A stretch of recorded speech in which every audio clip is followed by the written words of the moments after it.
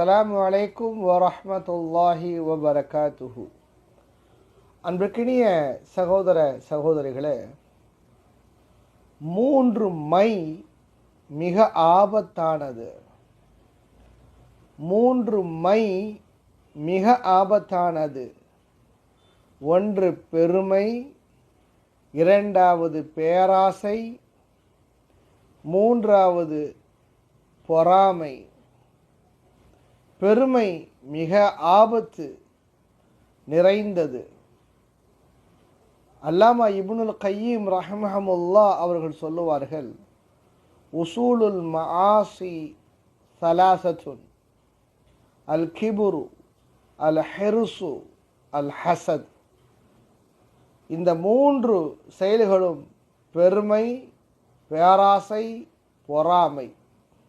உலகத்தில் ஒரு மனிதனிடம் பாவங்கள் ஏற்படுவதற்கு இந்த 3ல் ஏதாவது ஒன்றுதான் காரணமாக இருக்கும்.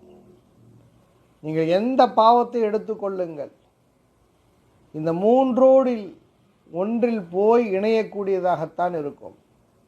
எனவேதான் இந்த மார்க்கம் பாவத்தின் ஆணிவேராக இந்த 3ஐ சொல்லுகிறது.